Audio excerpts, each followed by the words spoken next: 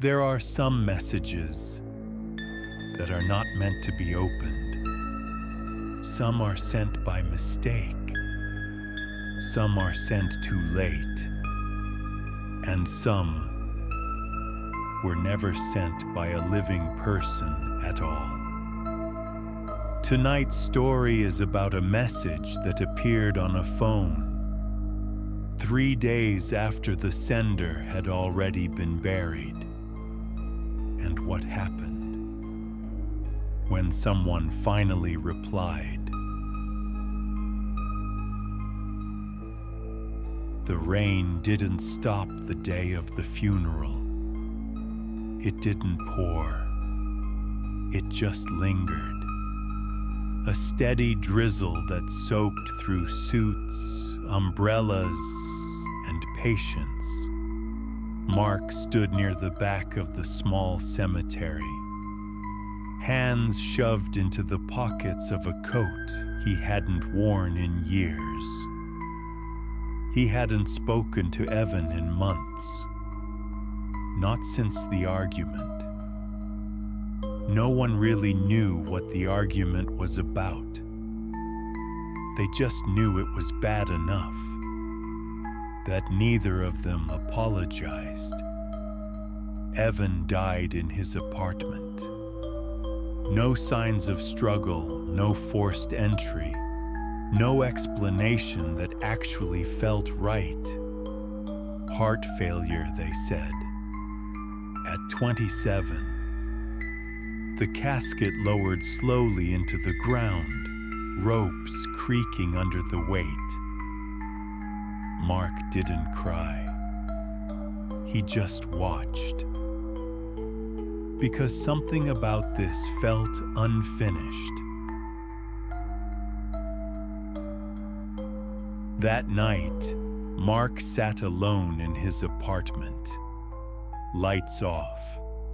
TV on mute. He hadn't slept well since the funeral. At 2:17 a.m., his phone vibrated on the coffee table. One notification, one name. Evan. Mark stared at it for a full 10 seconds before touching the screen. Evan. Hey, you still awake? His throat went dry. The message timestamp was 2:16 a.m.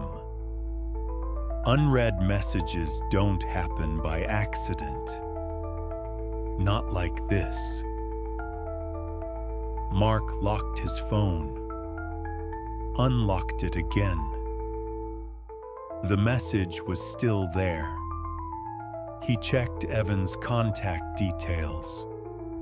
The number hadn't changed. His heart began to race. Finally, he typed, "Mark, this isn't funny." 3 dots appeared. Typing. Then stopped. Then appeared again. Evan, I know. Mark told himself this was a glitch, a delayed message, a scheduled text, a cruel coincidence. But Evan never scheduled messages. He barely remembered birthdays. Another message came through. Evan, you didn't come to see me. Mark's hands trembled. Mark, you're dead. The reply came instantly. Evan, I know where they put me. The room felt colder. Mark looked toward his bedroom door. Nothing there. Just darkness. Mark, stop! The phone buzzed again. Evan, it's dark here. Mark didn't reply for several minutes. When he finally did, his message was short. Mark, prove it's you. The typing bubble lingered longer this time. Then, Evan, you still owe me $20 from the diner. You ordered the pie. You said you'd Venmo me. Mark's breath caught. No one else knew that. Another message followed. Evan, you never apologized. Mark swallowed. Mark, I'm sorry. The reply took longer. Long enough for Mark to start shaking. Evan, that helps. But it doesn't fix where I am. Mark stared at the screen. Mark, where are you? The answer came in pieces. Evan, cold, quiet, heavy. Then, Evan. They sealed it. Mark stood up. The apartment suddenly felt too small. Mark, sealed what? 3 dots. Gone. 3 dots. Evan. The lid. Mark dropped the phone. It clattered against the hardwood floor. He backed away, heart pounding in his ears. When he picked it up again, another message waited. Evan, please don't stop replying. Mark did something he hadn't done yet. He pressed call. The phone rang once, then straight to voicemail.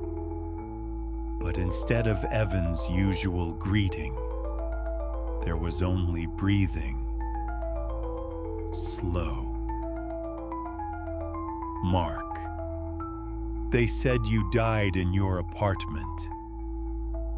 The response took nearly a full minute. Evan, I didn't. Mark felt dizzy. Mark, then what happened?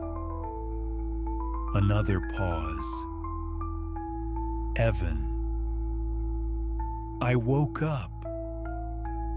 I couldn't move. I couldn't breathe right. They thought I was gone.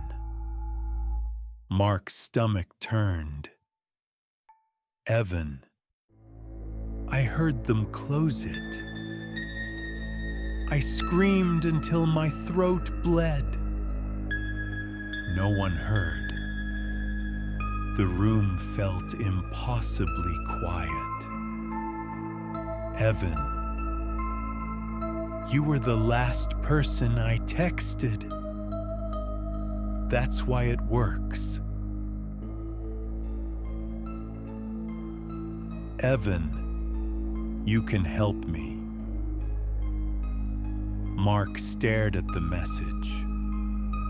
Mark, how? The reply came slowly. Evan, come get me. Before my phone dies. The battery indicator flashed. 5%. Mark grabbed his keys. "Mark, I'm coming." The typing dots appeared, then disappeared. One final message arrived. "Evan, don't tell them. They already know."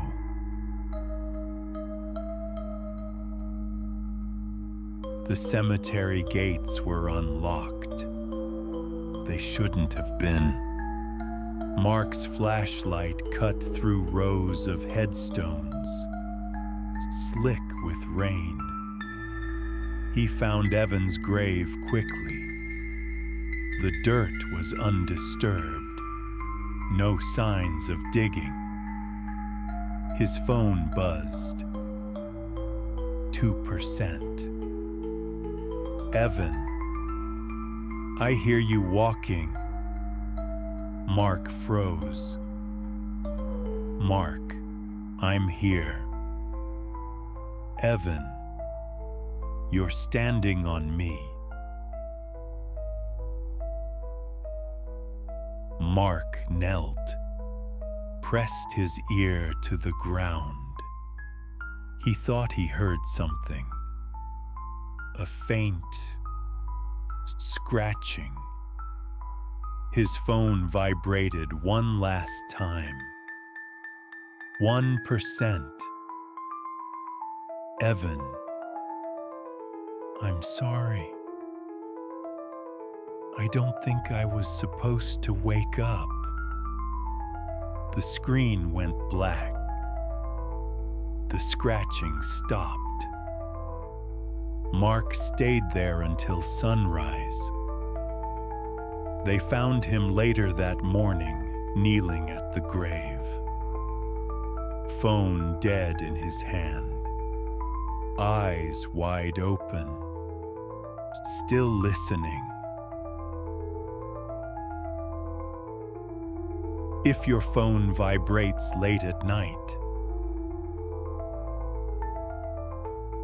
and the name on the screen belongs to someone who should never be calling again, don't reply. Some messages are meant to stay unanswered.